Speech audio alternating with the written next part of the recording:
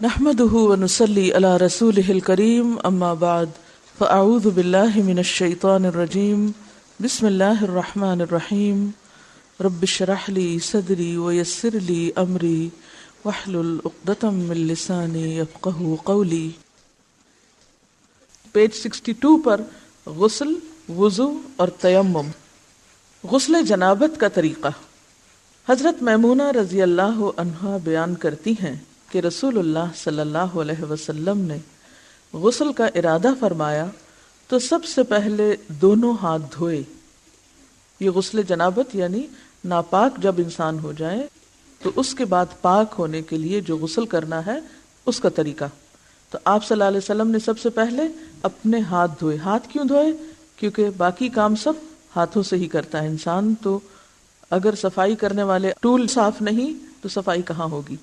پھر شرمگاہ کو دھویا یعنی استنجا کیا، پھر بایاں ہاتھ جس سے شرمگاہ کو دھویا تھا یعنی استنجا کیا تھا زمین پر رگڑا، پھر اس کو دھویا۔ زمین پہ کیوں رگڑا؟ اس لیے کہ اس زمانے میں صابن اس طرح اویلیبل نہیں ہوتا تھا، تو مٹی پاک کرنے والی ہوتی ہے، مٹی کے اندر ایسی صلاحیت ہوتی ہے جو جرمز کو کل کر دیتی۔ تو اگر آج آپ کے پاس صابن ہے تو اس کے لیے ضروری نہیں کہ آپ مٹی پر ہی ہاتھ رگڑیں کہ اب آپ پریشان ہو کہ ہمارے واش روم میں تو ٹائلز لگی ہوئی ہیں اور مٹی نہیں ہے تو کیا ہمارا غسل نہیں ہوگا، تو اس کا آلٹرنیٹ آپ استعمال کر سکتے ہیں۔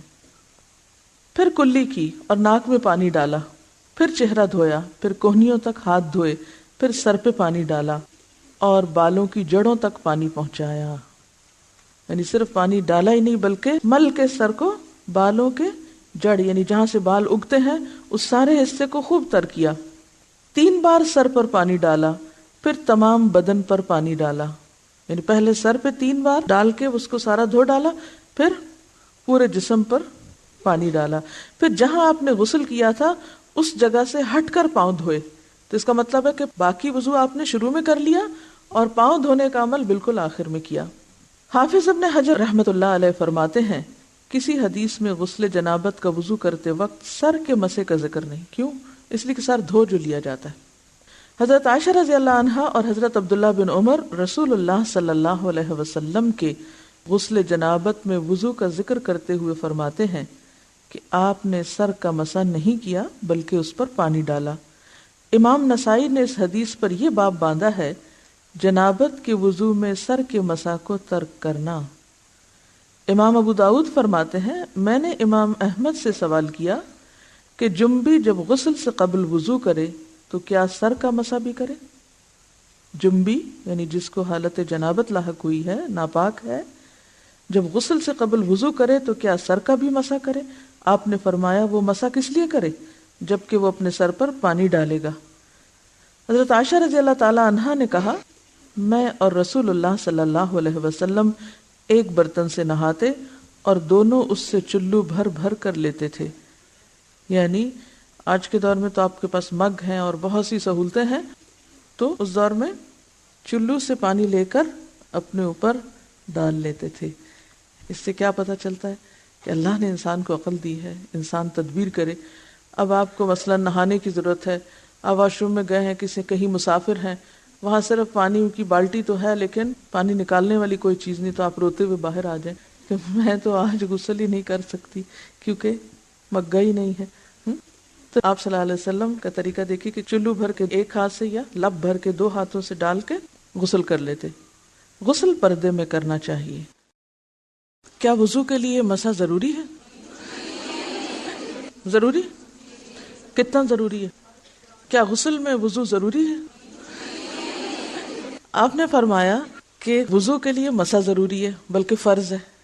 پھر آپ سے میں نے پوچھا کہ کیا غسل کے لیے وضو ضروری ہے؟ تو جی ہاں، غسل ہوتا نہیں وضو کے بغیر، لیکن بات یہ ہے کہ پھر جب وضو نہیں ہوتا مسح کے بغیر اور غسل نہیں ہوتا وضو کے بغیر تو کیا غسل میں مسح ضروری ہے؟ تو پھر کیسے؟ آپ کا تو نتیجہ غلط نہیں نکلا۔ دیکھیے نا، آپ فرماتے ہیں کہ وضو کے لیے مسح فرض ہے، غسل کے لیے وضو فرض ہے، لیکن آخر میں کہتے ہیں غسل کے لیے مسح فرض نہیں۔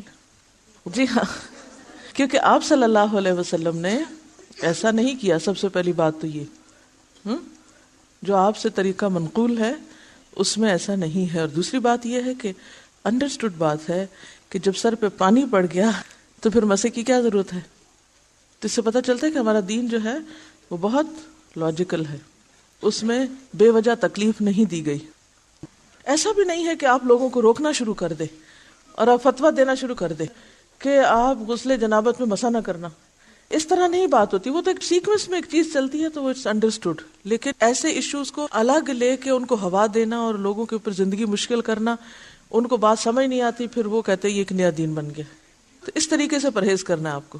بہت سے لوگوں کو غسل جنابت اور نہانے کا، یعنی عام طور پہ جو ہم بات لیتے ہیں اس کا فرق ہی نہیں پتا. تو جو ڈیلی آپ شاور لیتے ہیں یا بات لیتے ہیں دیٹ از ڈفرنٹ. لیکن جب آپ پاک ہونے کے لیے نہاتے ہیں تو وہ مختلف ہے. روز آپ نہانا بھی اگر سنت کے مطابق کریں تو بہت اچھا ہے، وہ نہانا بھی ثواب بن گیا، وہ ساری ایفرٹ کسی کام لگ گئی کیونکہ آپ سنت کے مطابق ایک کام کریں. لیکن غسل جنابت تو ہوتا ہی نہیں جب تک کہ آپ کلی نہ کریں، ناک میں پانی نہ ڈالیں اور سارے بدن پہ پانی نہ بہائیں. ٹھیک ہے، آگے چلتے ہیں. غسل جنابت کا وضو کافی ہے. حضرت عائشہ رضی اللہ تعالی عنہا سے روایت ہے کہ رسول اللہ صلی اللہ علیہ وسلم غسل جنابت کے بعد وضو نہیں کرتے تھے. یعنی غسل جنابت میں جو وضو ہو جاتا ہے شروع میں جو آپ کرتے تھے، جس کے پاؤں بالکل آخر میں دھوتے تھے، اسی وضو سے نماز پڑھ لیتے تھے. بہت سے لوگوں کو یہ کنفیوژن ہے کہ جناب ہم اگر سر سے دوپٹہ اتار دیں تو کیا ہمارا وضو باقی رہے گا، ہے نا. یہ بہت ایک خلش سی دل میں لوگوں کی ہوتی. تو یہاں پر تو دوپٹہ کیا لباس بھی نہیں ہے، یعنی بے لباس وضو کیا گیا ہے اور وہی وضو کافی سمجھا گیا ہے. بعد میں دوبارہ وضو کی بھی ضرورت نہیں. دیگر غسل جنابت کے بعد ان احوال کا ذکر کیا جاتا ہے جن میں غسل کرنا واجب، مسنون یا مستحب ہے. جمعہ کے دن غسل. حضرت ابن عمر رضی اللہ تعالی عنہ سے روایت ہے کہ رسول اللہ صلی اللہ علیہ وسلم نے فرمایا اذا جاء احدکم الجمعة فلیغتسل. جب تم میں سے کوئی شخص نماز جمعہ کے لیے آئے تو اسے غسل کرنا چاہیے. حضرت ابو ہریرہ رضی اللہ عنہ سے روایت ہے کہ رسول اللہ صلی اللہ علیہ وسلم نے فرمایا ہر مسلمان پر حق ہے کہ ہفتے میں ایک دن جمعہ کو غسل کرے، اس میں اپنا سر دھوئے اور اپنا بدن دھوئے. حضرت ابو سعید خدری رضی اللہ عنہ کہتے ہیں کہ رسول اللہ صلی اللہ علیہ وسلم نے فرمایا جمعہ کے دن ہر بالغ مسلمان پر نہانا واجب ہے. ابن جوزی رحمۃ اللہ علیہ فرماتے ہیں جمعہ کے دن غسل واجب ہے کیونکہ اس کی احادیث زیادہ صحیح اور قوی ہیں. ابن حزم اور علامہ شوکانی نے بھی اسی مذہب کو اختیار کیا ہے، یعنی اسے لازم قرار دیا ہے. لیکن اگر کوئی شخص کسی وجہ سے نہیں کر سکتا تو وہ گناہگار نہیں ہوگا. میت کو غسل دینے والا غسل کرے. حضرت ابو ہریرہ رضی اللہ عنہ روایت کرتے ہیں کہ رسول اللہ صلی اللہ علیہ وسلم نے فرمایا جو شخص مردے کو غسل دے اسے چاہیے کہ وہ خود بھی نہائے. حضرت ابن عباس رضی اللہ عنہ سے روایت ہے کہ رسول اللہ صلی اللہ علیہ وسلم نے فرمایا تم پر میت کو غسل دینے سے کوئی غسل واجب نہیں کیونکہ تمہاری میت طاہر مرتی ہے، یعنی پاک ہوتی ہے، نجس نہیں، یعنی مردہ کوئی ناپاک چیز نہیں ہو جاتا، لہٰذا تمہیں ہاتھ دھو لینا ہی کافی ہے. یعنی میت کو نہلانے کے بعد غسل مستحب تو ہے، لازم نہیں، ضروری نہیں. دونوں احادیث کو ملانے سے یہ مسئلہ ثابت ہوا کہ جو شخص میت کو غسل دے اس کے لیے نہانا مستحب ہے، ضروری نہیں. چنانچہ ابن عمر فرماتے ہیں ہم میت کو غسل دیتے، پھر ہم میں سے بعض غسل کرتے اور بعض نہ کرتے. حافظ ابن حجر نے اسے صحیح کہا ہے، یعنی چوائس پر ہے. نو مسلم غسل کرے. قیس بن عاصم رضی اللہ عنہ سے روایت ہے کہ جب وہ مسلمان ہوئے تو رسول اللہ صلی اللہ علیہ وسلم نے انہیں حکم دیا کہ پانی اور بیری کے پتوں کے ساتھ غسل کریں. بیری کے پتے صابن کی جگہ ہیں. نو مسلم کو یعنی نیو مسلم کو غسل کرنا اس لیے بھی ضروری ہے کہ قبل از اسلام اگر وہ جنبی تھا کبھی یا ناپاک تھا یا ایک عورت کئی بار حائضہ ہوئی تو اس نے غسل جنابت تو نہیں کیا ہوگا نا. تو ایسی صورت میں جب ایک شخص مسلمان ہوتا ہے تو اس کے لیے غسل کرنا لازم ہوتا ہے تاکہ وہ پاک ہو جائے. عیدین کے روز غسل۔ نافع کہتے ہیں کہ حضرت ابن عمر رضی اللہ عنہ عید الفطر کے روز غسل کیا کرتے تھے۔ حافظ ابن عبد البر فرماتے ہیں کہ عیدین یعنی دونوں عیدوں چھوٹی بڑی عید کے دن غسل کے بارے میں رسول اللہ صلی اللہ علیہ وسلم سے کوئی حدیث ثابت نہیں، صحابہ رضی اللہ عنہم کا عمل ہے، یعنی صحابہ کرام نے ایسا کیا ہے، خود نبی صلی اللہ علیہ وسلم سے کوئی حدیث ثابت نہیں۔ اہل علم کی ایک جماعت کے نزدیک یہ غسل جمعہ پر قیاس کرتے ہوئے مستحب ہے، یعنی یہ بھی پسندیدہ ہے، کیونکہ جمعہ کا دن بھی مسلمانوں کی عید کا دن ہوتا ہے، کائنڈ آف عید ہے جمعہ۔ تو اسی طرح جو اصل عید کا دن ہے اس کو پھر کس پر قیاس کریں گے؟ جمعہ کے دن پر، تو وہ غسل بھی پسندیدہ ہوگا۔ لیکن اگر سردی کی وجہ سے کسی تکلیف سے انسان نہ کر سکے تو گناہگار نہیں ہوگا۔ بہقی میں ہے، بعض لوگ اس کو بہقی پڑھتے ہیں، تو یہ بہقی نہیں ہے بلکہ بہقی ہے۔ بہق ایک علاقے کا نام ہے جس کی طرف نسبت۔ بہقی میں ہے حضرت علی رضی اللہ عنہ نے فرمایا جمعہ، عرفہ، قربانی اور عید الفطر کے دن غسل کرنا چاہیے، یہ عیدین کے روز غسل پر سب سے اچھی دلیل ہے، یعنی حضرت علی کا قول۔ امام نووی فرماتے ہیں اس مسئلہ میں اعتماد حضرت عبداللہ بن عمر کے اثر پر ہے۔ اثر جو ہے وہ بھی حدیث ہی کو کہتے ہیں جو صحابی کی طرف منسوب ہوتا ہے۔ نیز جمعہ کے غسل پر قیاس اس کی بنیاد ہے، یعنی اس اثر کی، یعنی صحابی کے قول کی بنیاد کس پر ہے؟ جمعہ کے دن کے غسل پر۔ احرام کا غسل۔ حضرت زید بن ثابت سے روایت ہے کہ حج کا احرام باندھتے وقت رسول اللہ صلی اللہ علیہ وسلم نے غسل فرمایا۔ مکہ میں داخل ہونے کا غسل۔ اب یہ غسل دو الگ الگ ہیں، ایک تو یہ ہے کہ آپ گھر سے نکل رہے ہیں یا آپ جہاں سے احرام باندھ رہے ہیں، جیسے مدینہ سے مکہ جاتے وقت راستے میں میقات آتی ہے ابیار علی کے مقام پر، وہاں باقاعدہ غسل خانے بنے ہوئے ہیں اور لوگ وہاں غسل کر لیتے ہیں۔ لیکن اگر آپ گھر سے بھی اس نیت سے کر کے نکلیں تو بھی درست ہے، کیونکہ بعض اوقات پبلک ٹوائلٹس میں موقع نہیں بھی ملتا وہاں، یا یہاں سے جب ہم جاتے ہیں پاکستان سے تو احرام کہاں باندھتے ہیں؟ جہاز میں۔ جہاز میں آپ غسل کہاں فرمائیں گے؟ تو بہتر ہے آپ گھر سے ہی غسل کر لیں، اس نیت سے کہ آپ یہ احرام کا غسل کر رہے ہیں، اور پھر دوبارہ مکہ داخل ہوتے وقت۔ اب تو یہ چونکہ فاصلے بہت مختصر ہو گئے ہیں، لیکن اس کے باوجود جدہ ایئرپورٹ پر بھی ایسے غسل خانے موجود ہیں جہاں انسان مکہ کی طرف جانے سے پہلے شاور لے سکتا ہے۔ حضرت ابن عمر رضی اللہ عنہ فرماتے ہیں کہ رسول اللہ صلی اللہ علیہ وسلم مکہ میں داخل ہوتے وقت غسل کرتے تھے۔ اب یہ سارے غسل جو ہیں یہ مستحب ہیں، پسندیدہ عمل ہے۔ احرام پہنتے وقت اور مکہ میں داخل ہوتے وقت غسل ایسے ہی ہے جیسے نماز سے پہلے کوئی وضو کر کے نماز کی تیاری کر رہا ہو۔ وضو تو خیر فرائض میں سے ہے، لیکن یہ بھی چونکہ اللہ کے گھر جا رہا ہوتا ہے انسان، تو صاف ستھرا ہو کے جائے، تیار ہو کر جائے، باقاعدہ اس کے اندر ایک فیلنگ ہو کہ وہ اللہ کے گھر داخل ہو رہا ہے، ایک اللہ سے ملاقات کا ذریعہ ہے، تو اس میں جسمانی صحت اور صفائی اور ستھرائی جو ہے وہ روحانی صحت پر اثر انداز ہوتی ہے۔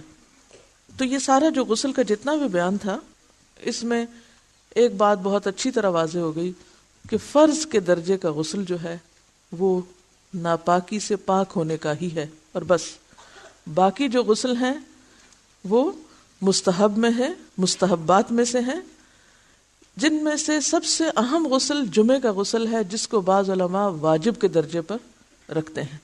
باقی تمام کی تمام کیا ہیں کہ ایسا کرنا افضل ہے، پسندیدہ ہے، بہترین ہے، اور اگر کوئی نہ کسی وجہ سے کر سکے تو اس کے اوپر کوئی ملامت نہیں، اس کی عبادت میں خلل نہیں آئے گا اس وجہ سے، جیسے وضو کے بغیر نماز میں خلل آتا ہے، اس طرح غسل کے بغیر ان عبادتوں میں خلل نہیں ہوگا۔ ٹھیک۔ مسواک کا بیان۔ حضرت حذیفہ رضی اللہ عنہ فرماتے ہیں رسول اللہ صلی اللہ علیہ وسلم جب رات کو تہجد کے لیے اٹھتے تو مسواک فرماتے، گویا نیند سے اٹھنے کے فوراً بعد پہلا کام مسواک۔ حضرت ابن عباس رضی اللہ عنہ فرماتے ہیں نبی صلی اللہ علیہ وسلم رات کو ہر 2 رکعت کے بعد مسواک کرتے، یعنی صرف اٹھنے کے بعد ہی نہیں بلکہ 2 رکعت نماز پڑھ کے تہجد کی پھر مسواک کر لیتے، پھر 2 رکعت پڑھتے پھر مسواک کر لیتے، یعنی اتنی کثرت کے ساتھ آپ مسواک کیا کرتے تھے کیونکہ اس سے پوری نیند چلی جاتی، انسان دوبارہ سے فریش ہو جاتا ہے اور قرآن پڑھنے میں لطف بھی زیادہ آتا ہے جتنا آپ کا منہ زیادہ صاف ہوگا۔ سیدہ عائشہ رضی اللہ عنہا سے روایت ہے کہ رسول اللہ صلی اللہ علیہ وسلم نے فرمایا، مسواک منہ کے لیے طہارت کا سبب اور اللہ کی رضامندی کا ذریعہ ہے۔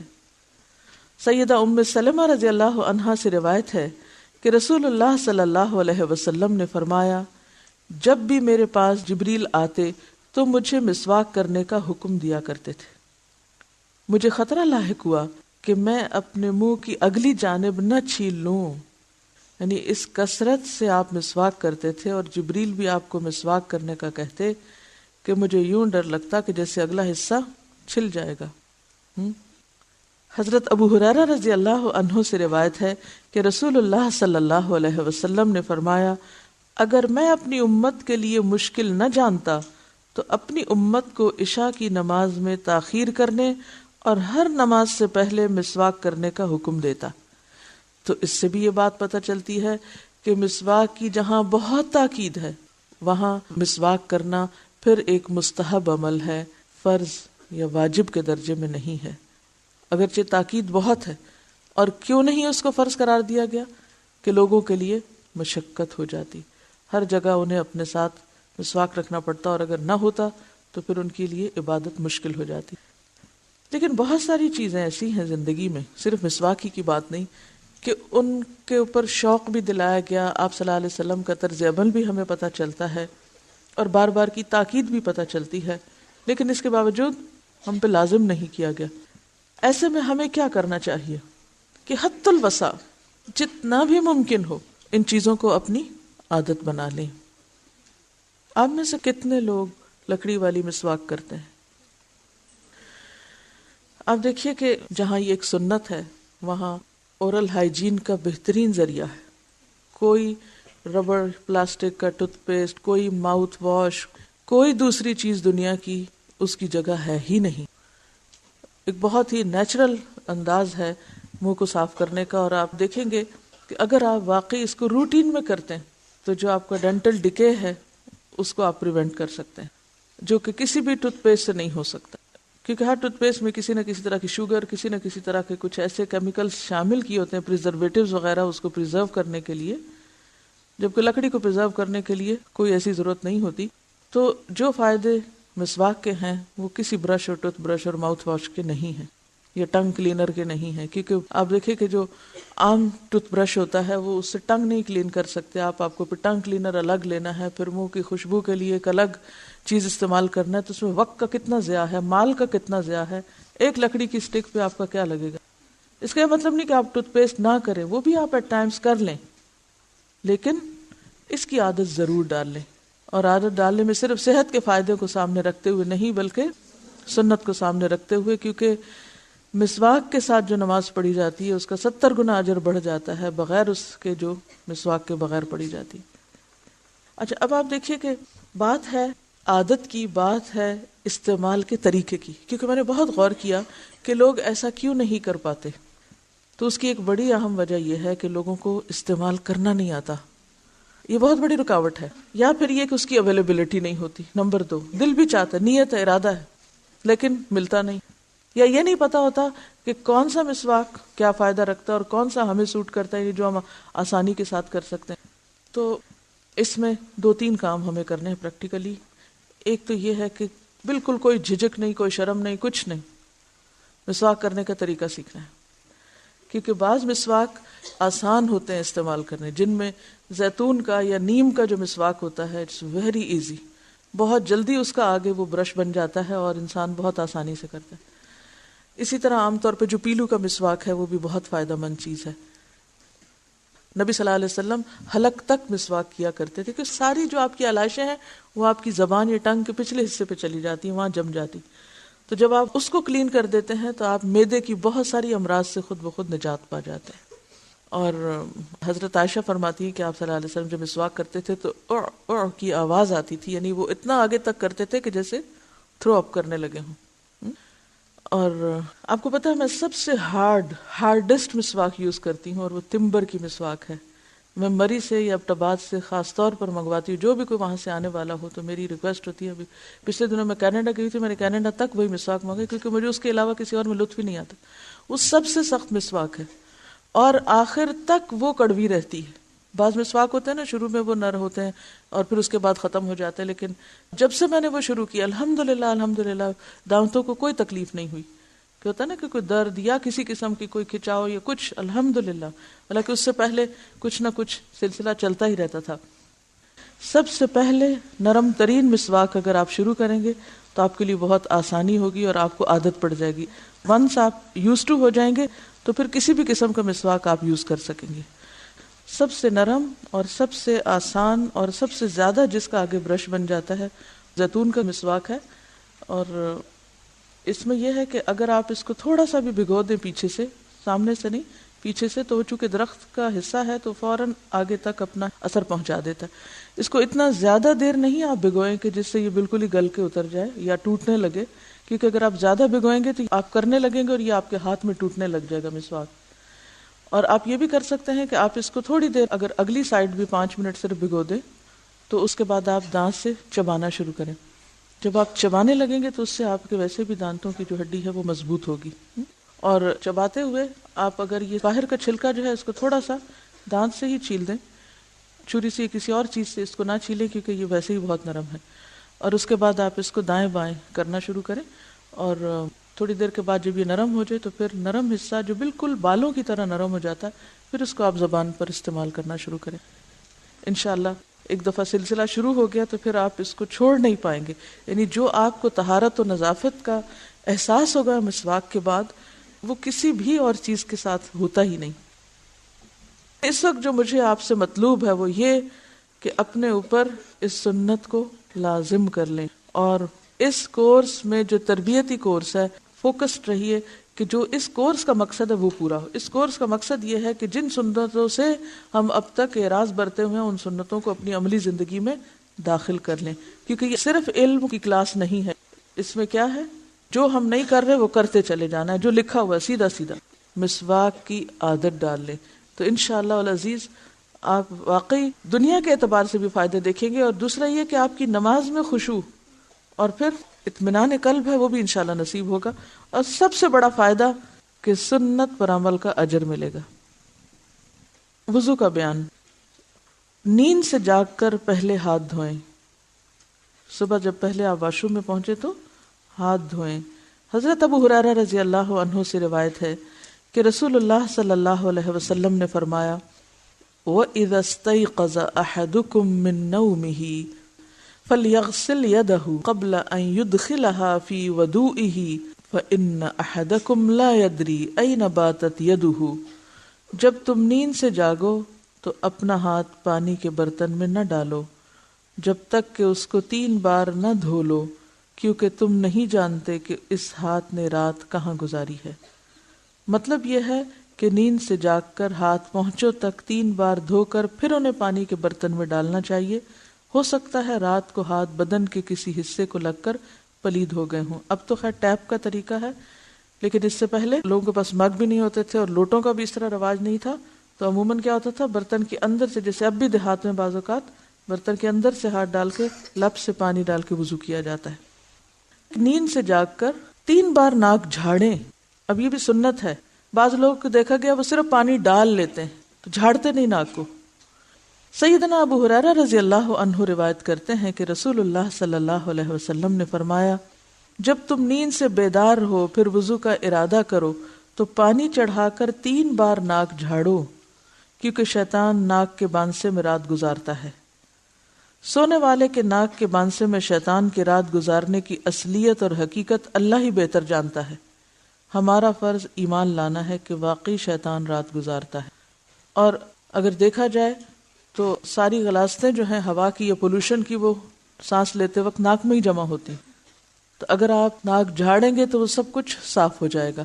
اور اس کا بھی طریقہ کیا ہے کہ اگر آپ ایک جیسے دایاں پہلے جھاڑ رہے ہیں تو بائیں کے اوپر آپ انگوٹھا اگر رکھ لیں تو پورے کا پورا جو ہے وہ پہلے ایک طرف سے اور پھر دوسری طرف سے اور پھر دونوں طرف سے برابر. تو اس سے آپ دیکھیں گے کہ کان اور ناک اور یہ پورے سائنسز ہر چیز کھل جائے گی آپ کی، یعنی پیچھے تک آپ کا دماغ جو ہے وہ ایکٹیو ہو جائے گا. کیونکہ جب ہم دونوں طرف سے اکٹھا ہی جھاڑ لیتے ہیں نا تو اس سے کیا ہوتا ہے کہ وہ پوری شدت کے ساتھ نہیں صفائی ہوتی. مسنون وضو کی مکمل ترتیب. وضو کے شروع میں بسم اللہ ضرور پڑھنی چاہیے، کیونکہ رسول اللہ صلی اللہ علیہ وسلم نے صحابہ کرام سے فرمایا بسم اللہ کہتے ہوئے وضو کرو. واضح رہے کہ وضو کی ابتدا کے وقت صرف بسم اللہ کہنا چاہیے. الرحمن الرحیم کے الفاظ کا اضافہ سنت سے ثابت نہیں.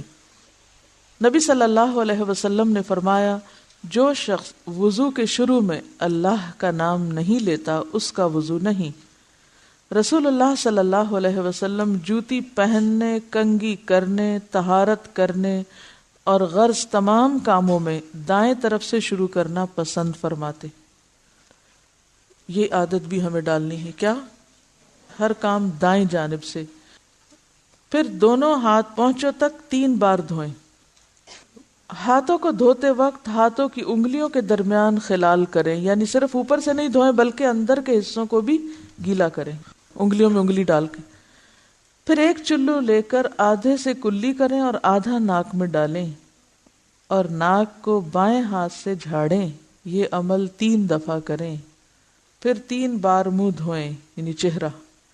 پھر ایک چلو لے کر اسے ٹھوڑی کے نیچے داخل کر کے داڑھی کا خلال کریں. پھر دایاں ہاتھ کوہنی تک 3 بار دھوئیں. پھر بایاں ہاتھ کوہنی تک 3 بار دھوئیں. ایلبو کو کہتے ہیں کونی، اور یہ جو ہڈی ہے یہ شامل ہونی چاہیے اس میں. پھر سر کا مسح کریں. دونوں ہاتھ سر کے اگلے حصے سے شروع کر کے گدی تک پیچھے لے جائیں، یعنی جہاں تک بالوں کی جڑیں ہیں. پھر پیچھے سے آگے اسی جگہ لے آئیں جہاں سے مسح شروع کیا تھا. یعنی جیسے خواتین کے بال لمبے ہوتے ہیں یا ان کے الجھنے کا ڈر ہوتا ہے تو آپ اس کو اس طرح کر کے بھی آہستہ آہستہ لا سکتے ہیں. ضروری نہیں کہ پورے بال پیچھے سے آگے الٹائیں. آپ نے سر کا 1 دفعہ مسح کیا. سر کا مسح 3 بار نہیں 1 بار، لیکن پورے سر کا مسح. پھر کانوں کا مسح اس طرح کریں کہ شہادت کی انگلیاں دونوں کانوں کے سوراخوں سے گزر کر کانوں کی پشت پر انگوٹھوں کے ساتھ مسح کریں. کانوں کا مسح اس طرح کریں کہ شہادت کی انگلیاں دونوں کانوں کے سوراخوں سے گزار کر کانوں کی پشت پر انگوٹھوں کے ساتھ مسح کریں. انگوٹھے پیچھے اور شہادت کی انگلی سوراخوں کے اندر. پھر دایاں پاؤں ٹخنوں تک 3 بار دھوئیں اور بایاں پاؤں بھی ٹخنوں تک 3 بار دھوئیں. یعنی اگر آپ ٹیپ کے آگے بھی دھو رہے ہیں تو اس کو 3 دفعہ پاؤں کو ہلا لیں، اور اگر آپ پانی ہاتھ سے ڈال کے کر رہے ہیں تو 3 چلو ڈال لیں. جب وضو کریں تو ہاتھ اور پاؤں کی انگلیوں کا خلال کریں، یعنی پاؤں کی انگلیوں کے اندر بھی انگلی ڈالیں، چھوٹی انگلی. مستورد بن شداد رضی اللہ عنہ روایت کرتے ہیں کہ میں نے رسول اللہ صلی اللہ علیہ وسلم کو وضو کرتے ہوئے دیکھا کہ آپ اپنے پاؤں کی انگلیوں کا خلال ہاتھ کی چھنگلی یعنی چھوٹی انگلی سے کر رہے تھے. حضرت عبداللہ بن عمر نے فرمایا کہ اگر زخم پر پٹی بندھی ہوئی ہو تو وضو کرتے وقت پٹی پر مسح کر لے اور ارد گرد کو دھو لے. یعنی مثلا بازو پر اگر پٹی بندھی ہوئی ہے تو جتنا حصہ پٹی کا ہے اس کو تو مسح کر لیں اور باقی حصے کو دھو لیں. اگر ٹیپ کے نیچے لے جانا ممکن نہ ہو تو ہاتھ سے پانی ڈال کے اس کو دھو لیا جائے. پٹی نہ بھی بندھی ہو تو بھی مسح کر لیں. ٹھیک ہے نا. اس میں آپ دیکھیے جو فرق آپ کو لگا ہوگا کہ ایک ہی چلو سے آدھے میں کلی اور آدھا ناک میں پانی ڈالنا. اتنا پانی کو بچایا گیا ہے. کلی اور ناک میں پانی ڈالنے کے لیے الگ الگ پانی لینے کا ذکر جس حدیث میں ہے اسے امام ابو داؤد، امام نووی اور حافظ ابن حجر نے ضعیف کہا ہے. امام نووی اور امام ابن قیم رحمۃ اللہ علیہ فرماتے ہیں کہ رسول اللہ صلی اللہ علیہ وسلم کے وضو کا طریقہ چلو سے آدھا پانی منہ میں اور آدھا ناک میں ڈالنا ہے، یعنی یہ افضل طریقہ ہے. اور دوسری روایت جو ہے وہ ضعیف ہے. ٹھیک ہے. یعنی ایک چلو سے آدھا کلی اور آدھا ناک میں ڈالنا جو ہے یہ حدیث زیادہ صحیح ہے، اور جو دوسری حدیث ہے جس میں الگ الگ کرنا ہے وہ ضعیف روایت ہے. ایک بات جس کا مجھے سخت خوف اور خطرہ محسوس ہو رہا ہے وہ یہ کہ آپ آج سے گھر میں مفتی بن جائیں گے. اور جا کے سب کے وضو غلط قرار دیں گے. کیا ایسا ہی کریں گے؟ لیکن مجھے ڈر کیوں لگ رہا ہے آپ ایسے کریں گے؟ ہاں دیکھیے، آپ فقہ اسلامی پڑھ رہے ہیں، یہ جان رہے ہیں کہ فقہ کی اصل بنیاد قرآن اور سنت میں صحیح حدیث ہے، اور پریفرنس ہماری صحیح احادیث پر ہے، اور پھر سارے ذخیرے کو کھنگال کر جو چیزیں صحیح کے درجے پہ پوری اتر رہی ہیں ان کو اختیار کرنا ہے. اب یہ آپ تو ایک پروسیس سے گزر کر آپ ایک چیز کو لے رہے ہیں، ڈھونڈ کے سب جان کے، پھر آپ کہہ رہے ہیں ہاں ٹھیک ہے میں یہ لے سکتی ہوں. لیکن جنہوں نے یہ سب جانا نہیں پڑھا نہیں، ان پر آپ مسلط تو نہیں کر سکتے نا کچھ. ہاں بتا سکتے ہیں، اور بتانے کے لیے آپ کتاب پھر سامنے رکھیے، زبانی باتیں نہیں کیجیے، اور لوگوں کے وضو غلط قرار نہیں دیجیے. اس سے بھی بچیے کہ آپ غلط وضو کر رہی ہیں. آپ یہ کہہ سکتی ہیں کہ آپ نے اگر صحیح احادیث کا انتخاب کر کے بہتر وضو کیا ہے تو دوسرے کا غلط نہیں ہے، ٹھیک ہے، بجائے اس کے کہ وہ نماز پڑھتا رہے. ایسا نہ ہو کہ آپ کا طرز عمل اس کو نماز سے ہی بھگا دے. یہ زیادہ اہم نقطہ ہے سیکھنے کا بنسبت افضل اور بہترین چیزیں سیکھنے کے. اور ایسے لوگوں کو بھی آرام سے بتا سکتے ہیں جو خود سننے کے سمجھنے کے طلبگار ہوں، اور بس بلا وجہ کسی کے بھی پیچھے نہیں. اب دیکھیے کہ میں نے یہ کتاب آپ کے سامنے کیوں رکھی، تاکہ دلائل آپ کے سامنے ہوں، اور اگر آپ کو میں دلائل کے بغیر خود اپنے حکم کے طور پہ سناتی تو شاید آپ کے لیے بھی قبول کرنا آسان نہ ہوتا. چلیے آگے چلتے ہیں. رسول اللہ صلی اللہ علیہ وسلم نے فرمایا، کانوں کا تعلق سر سے ہے، یعنی سر کا مسح جو قرآن میں آتا ہے نا، فَامْسَحُوا بِرُؤُوسِكُمْ، تو کان بھی سر کا حصہ ہے. یعنی اگر کوئی پوچھے کہ دلیل کیا ہے تو اس میں آپ صلی اللہ علیہ وسلم نے یہی دلیل دی ہے کہ کان سر کا حصہ ہے، یعنی کانوں کا تعلق سر سے ہے. اسے ابن جوزی وغیرہ نے صحیح کہا ہے، یعنی اس حدیث کو. اس کا مطلب یہ ہے کہ کانوں کے لیے نئے پانی کی ضرورت نہیں، یعنی مسح کرتے وقت وہ سر ہی کے مسح میں شامل ہے. کانوں کے مسح کے لیے نئے پانی لینے والی روایت کو حافظ ابن حجر نے شاذ کہا ہے. شاذ کیا ہوتا ہے؟ ان یوزول، انوکھی رائے جو جمہور سے ہٹ کر ہو. حافظ ابن قیم رحمت اللہ علیہ فرماتے ہیں کہ گدی کے نیچے گردن کے الگ مسح کے بارے میں قطعاً کوئی صحیح حدیث نہیں ہے. گردن کے الگ مسح کے بارے میں قطعاً کوئی صحیح حدیث نہیں ہے. گردن کے مسح کی روایت کے متعلق امام نووی فرماتے ہیں یہ حدیث بالاتفاق ضعیف ہے، بالاتفاق. ٹھیک ہے. اچھا، اب آپ جب وہ جاتے ہیں نا پیچھے تک لے جاتے ہیں تو خود ہی آپ کا ہاتھ کہاں تک پہنچ جاتا ہے؟ گردن تک پہنچ ہی جاتا ہے، اور پھر اسی کو واپس لے آتے ہیں. لیکن الگ پانی لے کے صرف اس طرح کرنا جو ہے، اس بارے میں کوئی حدیث صحیح نہیں، ضعیف ہی ہے.